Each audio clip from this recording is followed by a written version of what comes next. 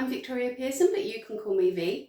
I have been a practising witch now for over 25 years, which kind of shows my age, and it's just turned Beltane, and so it is now time for me to turn my autumn-winter altar into my spring-summer altar, and I thought I would show you that. Now I know that some of you were actually expecting me to be taking you on a trip to Bury today, but it turned out that I got so busy gassing with my friends that I forgot to film anything apart from driving on the motorway and a little bit of the market. Not really enough for a video there. So instead we're going to do this today.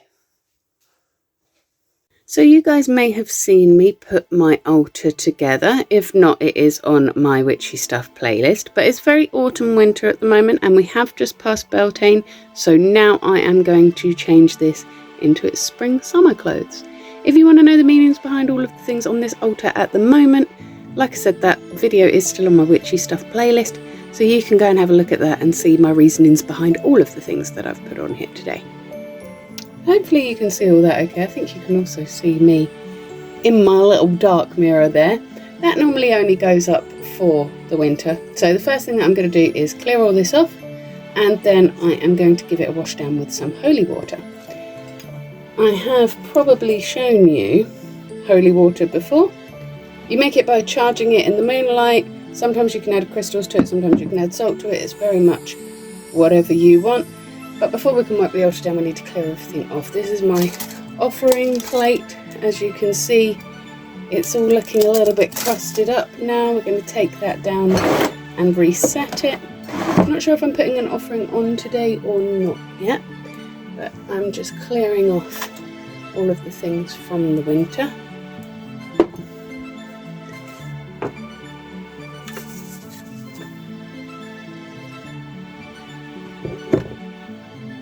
Including my little raven, whose name is Poe, because I'm imaginative like that.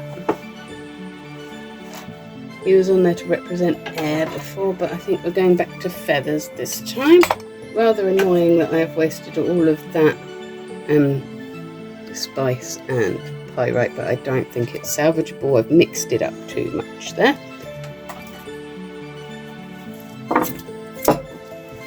Little hagstones. And my goblet that I got for a Twanta present, which is Twitter Secret Santa. Very upsetting that that is no longer a thing. Thanks, Elon. So, this altar cloth I only use in the autumn and winter, so I will just pop that in the washing machine to get rid of all of that cinnamon and stuff that I had on there. And now I can give the altar a little clean with some holy water.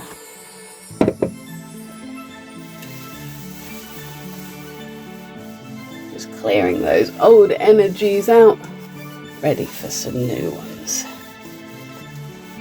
And all the dust that's accumulated there as well, because it is quite hard to give your altar a dust when it's all covered in offerings and things. But we do like a nice fresh start. So I want a new altar cloth because I don't want the dark one. But I'm actually using, this is a poncho.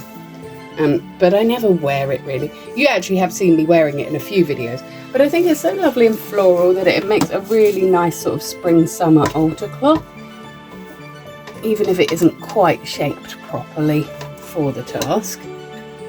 I think it still looks lovely.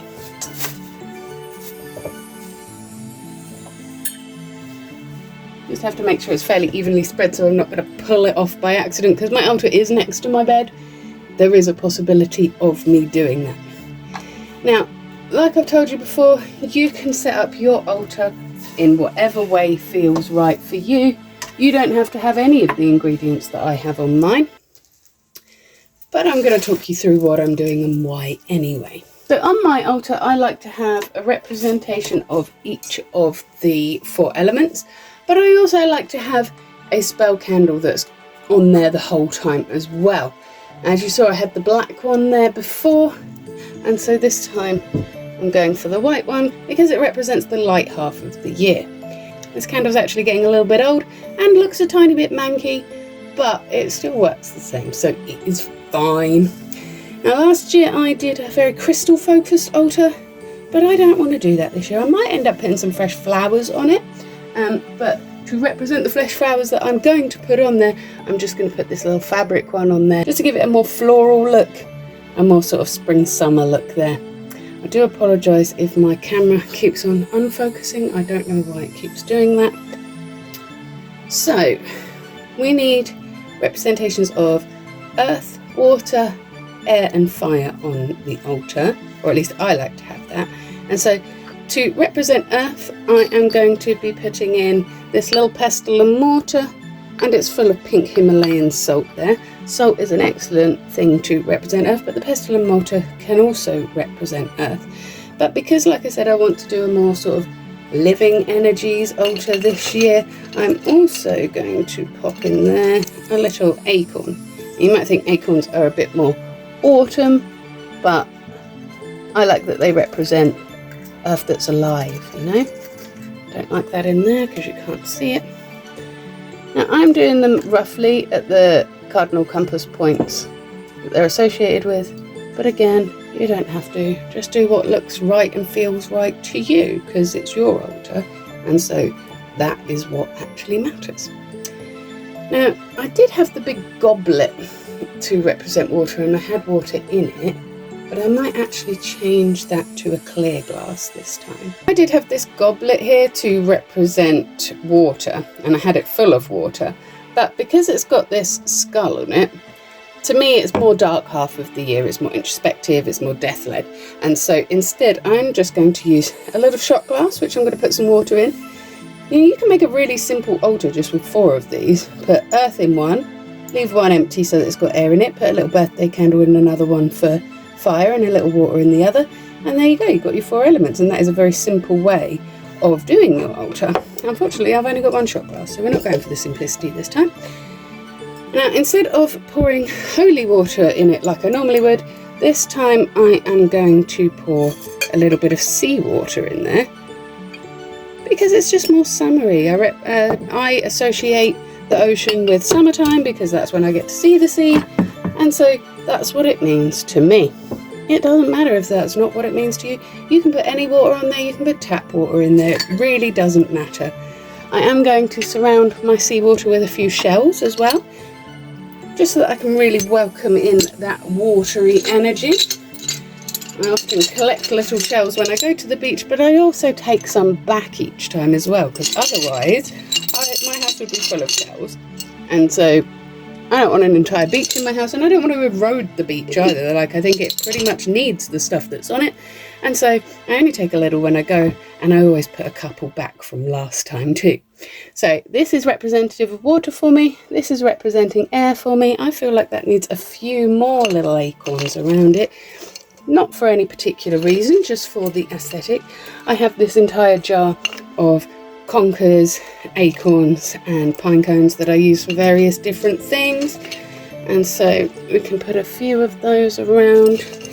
I think acorns rather than conkers. Conkers and pine cones very much feel autumn to me, but acorns don't as much because they contain the promise of spring, don't they? Now for fire this time I am very imaginatively going with just a candle again, but I'm going to use a different candle holder this time. It's a star, but we'll pretend it's a flower, and I am again going to sprinkle just a little bit of fool's gold pyrite on there, just for the golden sunshine colour, and I would sometimes put some cinnamon on there as well, but I'm pretty sure I've run out of that. So now we've got earth, water and fire here. It's time to add some air. Now I am going to very unimaginatively add a feather on there. I'm going for this white peacock feather because I really like that, but I'm also going to go a little bit controversial and put on this tiny bottle of perfume, because incense and other scents are heavily associated with the element of air, and I just think this is such a pretty little bottle, so I'm going to use that to help represent air for me as well this time. I'm thinking that the earth section does still look a little bit bare, so I think I'm going to put this piece of rough amethyst in there as well, and maybe just a few bits of rose quartz, crystal it up a little bit because we like that. Oh, it didn't want to go on there, so we won't put that one on there. Now I also like to have on my altar a little representation of the masculine and feminine energies of the universe, you know, the goddess and the god. And so I will be putting these little things back on again. That is a rose quartz angel and an amethyst angel. They're there to represent duality, the light that's in the dark that's in the light, the male that's in the female that's in the male.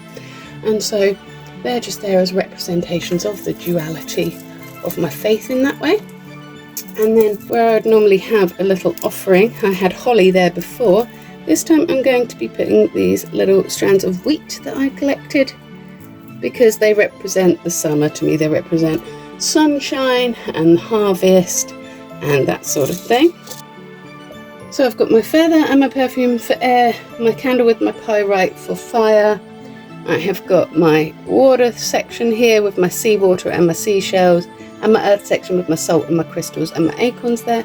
My little offering of representing of my harvest there.